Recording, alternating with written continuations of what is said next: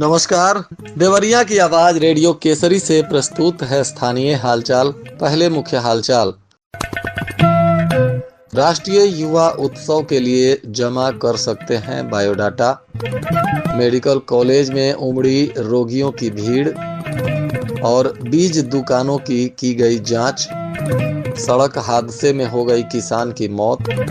केले की खेती से बदल रहे हैं किसान अपनी तस्वीर। स्थानीय हालचाल के इस अंक के साथ मैं अनिकेत मिश्र। अब हालचाल विस्तार से। नई दिल्ली में 12 से 16 जनवरी 2025 तक 28वें राष्ट्रीय युवा उत्सव का आयोजन किया जा रहा है। जिला युवा कल्याण अधिकारी पुनीत कुमार ने बताया कि युवा उत्सव में 3 महत्वपूर्ण श्रेणियां निर्धारित की गई हैं, जिसमें विकसित भारत चैलेंज, राज्य युवा उत्सव और विकसित भारत पाथ ब्रेकर्स शामिल हैं। इनमें से विशेष रूप से विकसित भारत पाथ ब्रेकर्स श्रेणी के तहत 15 से 29 वर्ष के ऐसे युवा शामिल किए जाएंगे जिन्होंने किसी भी क्षेत्र में उल्लेखनीय कार्य समाज के लिए प्रेरणा का स्रोत बनते हुए किया हो। ऐसे प्रेरणादायक और आदर्श युवा अपना बायोडाटा निर्धारित प्रारूप में युवा कल्याण विभाग विकास भवन में 10 दिसंबर 2024 तक जमा कर सकते हैं। महर्षि देवराहा बाबा स्वशासी राज्य चिकित्सा महाविद्यालय में शुक्रवार को विद्यालय में रोगियों की काफी भीड़ देखी जा रही है। यहाँ हड्डी रोग विभाग की ओपीडी में भीड़ ऐसी रही कि चिकित्सक कक्ष के सामने से शौचालय तक रोगियों की कतार लगी रही। वहीं एक्सरे और पैथोलॉजी में भी रोगियों की लंबी कतार देखी गई।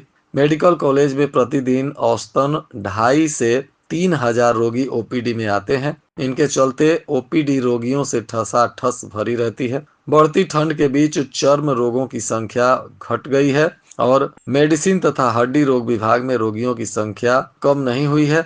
हड्डी रोग विभाग में शुक्रवार को करीब 500 नए पुराने रोगियों ने इलाज कराया। कृषि विभाग के अफसरों ने प्रशासन के निर्देशानुसार बीज दुकानों का जांच पड़ताल शुरू किया है। इसी कड़ी में 23 बीज का नमूना दुकानदारों से लिया गया। बताया जा रहा है कि अभिलेख ठीक नहीं होने पर उसे नोटिस भी जारी किया गया है। उप संभागीय कृषि प्रसार अधिकारी ईरम ने भाटपा रानी के राजकुमार जायसवाल की दुकान से गेहूं के TBW 373 का नमूना लिया। इसी तरह अलग अलग तरीके के बीजों का नमूना लिया गया है, जिसकी जांच पड़ताल की जा रही है। खेती किसानी में वैज्ञानिक तरीकों का इस्तेमाल करते हुए किसानों की जिंदगी में बड़ा बदलाव आ सकता है। मेहनत, वैज्ञानिक सोच और सरकारी योजनाओं का सही उपयोग कर खेती को लाभ का एक अस्थायी साधन बनाया जा सकता है। इसका जीता जागता उदाहरण है सलेमपुर तहसील के ग्राम रामपुर बुजुर्ग के किसान नागेंद्र प्रताप राव, जिन्होंने 1.8 हेक्टेयर भूमि पर ग्रैंड 9 प्रजाति के 5,600 पौधे लगाकर न केवल अपनी आमदनी में इजाफा करने का राह खोला, बल्कि दूसरों के लिए भी प्रेरणा बन गए। इस वर्ष उन्हें केले की खेती से 8 से 10 लाख रुपए तक की आय होने की संभावना है। केले की खेती के लिए उन्हें जिला उद्यान विभाग से प्रति हेक्टेयर 30,447 का अनुदान भी प्राप्त हुआ है। इसके अलावा उन्होंने अपनी खेती को और अधिक प्रभावी बनाने के लिए ड्रिप सिंचाई प्रणाली स्थापित की है, जिस पर लगभग 1.5 लाख की लागत आई है। इस लागत पर उन्हें 80% तक अनुदान दिया गया है। ड्रिप सिंचाई प्रणाली ने उनकी खेती में क्रांतिकारी बदलाव लाया है। इस तकनीक से पौधों की बढ़वार बेहतर हुई है। खाद और उर्वरकों की खपत में भी कमी आई है। साइकिल से खाद बीज लेने के लिए किसान घर से निकले थे। इसी बीच तेज रफ्तार DCM गाड़ी ने इन्हें रौंद दिया, जिसमें इनकी मौत हो गई। बताया जा रहा है कि मृतक गौरी बाजार के नारायणपुर तिवारी सेमरहना टोला के हरेंद्र चौहान उम्र 40 वर्ष पुत्र स्वर्गीय ढोणा चौहान बताए जा रहे हैं। खाद बीज लेने के लिए गौरी बाजार समिति पर जा रहे थे। इसी बीच गोरखपुर देवरिया मार्ग पर देवगांव हनुमान मंदिर के पास सड़क हादसा हो गया, जिसमें इनकी मौत हो गई। घटना के बाद इनके परिजनों में कोहराम मचा हुआ है। जिलाधिकारी दिव्या मित्तल की अध्यक्षता में रुद्रपुर में संपूर्ण समाधान दिवस का आयोजन किया गया। इस अवसर पर जिलाधिकारी और पुलिस अधीक्षक ने जनता की समस्याओं को गंभीरता से सुना। मौके पर ही कुछ के समाधान के लिए संबंधित विभागीय अधिकारियों को आवश्यक दिशा निर्देश दिया गया। इस दौरान जनपद के और भी थानों पर संपूर्ण समाधान दिवस का आयोजन हुआ, जहां लोग पहुंचकर अपनी समस्याओं के समाधान के लिए आवेदन के माध्यम से इस संपूर्ण समाधान दिवस में शामिल हुए।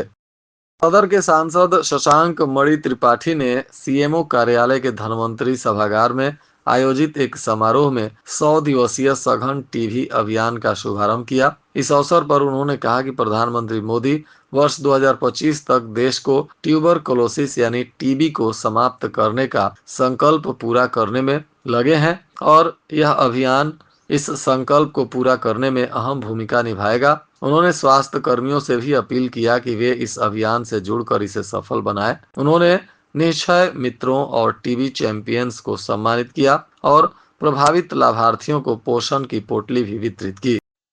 इधर देवरिया के थाना कोतवाली क्षेत्र के अंतर्गत बरवा गोरखस्थान निवासिनी ममता देवी पत्नी विजय प्रताप यादव के द्वारा घरेलू विवाद को लेकर अपने पति गोपी उर्फ विजय प्रताप यादव, पुत्र रमापति यादव उम्र लगभग 45 वर्ष की ईंट और हंसिया से मारकर हत्या कर दी गई। इसकी सूचना पर स्थानीय पुलिस मौके पर पहुंची और शव को कब्जे में लेकर पोस्टमार्टम के लिए भेज दिया। अभियुक्ता ममता देवी उपयुक्त को हिरासत में भी लेकर आला कत्ल बरामद करते हुए नियमानुसार पुलिस के द्वारा कार्रवाई की जा रही है। बताया जा रहा है कि घरेलू कलह के वजह से महिला के द्वारा अपने पति की हत्या की गई है। इस मामले में आधिकारिक बयान नहीं आया है। पुलिस मामले की तफ्तीश में जुटी हुई है। रुद्रपुर में मंदिर परिसर से प्रशासन ने अतिक्रमण को हटवा दिया, जिससे आसपास के दुकानदारों में हड़कंप मच गया। रुद्रपुर नगर के गोला वार्ड में सेमरौना तिराहा के पास लंबे समय से आधा दर्जन गुमटी रखा गया था। बताया जा रहा है कि प्रशासन का अतिक्रमण के खिलाफ जो अभियान चल रहा है उसी में इसे भी हटा दिया गया है। बरियारपुर थाना की पुलिस ने वाहन जांच करते हुए मुखबिर की सूचना पर महुआ पाटन पुल के पास से एक डीसीएम गाड़ी को पकड़ा, जिससे 15 गोवंशीय पशुओं को बरामद किया गया है। इसमें आरोपियों की गिरफ्तारी भी हुई है, जिसमें एक आरोपी वासिद पुत्र अफसर, दूसरा अली जान पुत्र अकबर अली, ये सीतापुर मुहम्मदाबाद के निवासी हैं। पुलिस ने दोनों को गिरफ्तार कर पशुओं और गाड़ी को जब्त कर पशु क्रूरता अधिनियम के तहत इन आरोपियों पर कार्रवाई शुरू कर दी है। रुद्रपुर कोतवाली के गेनाह सूरतपुरा गांव में मोटरसाइकिल की ठोकर लगने से दो पक्षों में मारपीट हो गया। इसमें पुलिस ने न्यायालय के निर्देश पर एक महिला सहित 3 लोगों के खिलाफ मुकदमा दर्ज किया है। इसमें वादी ने छिनैती का आरोप भी लगाया है। गोनाह सूरतपुरा गांव के रहने वाले अभिषेक सिंह पुत्र विक्रमा सिंह की तहरीर पर पुलिस अब मामले की तफ्तीश में जुटी हुई है।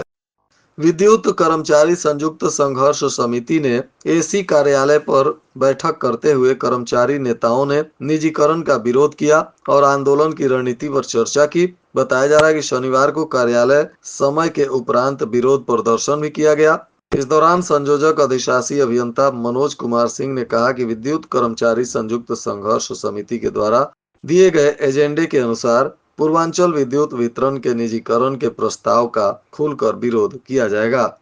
सशस्त्र सेना झंडा दिवस के अवसर पर तहसील रुद्रपुर में एक विशेष आयोजन किया गया, जिसमें कर्नल डॉक्टर सुधाकर त्यागी, जिला सैनिक कल्याण एवं पुनर्वास अधिकारी देवरिया ने जिलाधिकारी दिव्या मित्तल को झंडा दिवस का प्रतीक स्टिकर लगाकर अभियान 2024-25 का शुभारंभ किया। इस अवसर पर डीएम ने कहा कि सशस्त्र सेना झंडा दिवस हमारे सैनिकों, शहीदों के परिवारों और भूतपूर्व सैनिकों के प्रति सम्मान व्यक्त करने का एक महत्वपूर्ण अवसर है। उन्होंने सभी नागरिकों से अपील किया कि वे इस अभियान में दिल खोलकर योगदान करें, ताकि घायल सैनिकों के पुनर्वास, शहीदों के परिवारों की सहायता और भूतपूर्व सैनिकों के कल्याण के लिए फंड जुटाए जा सके।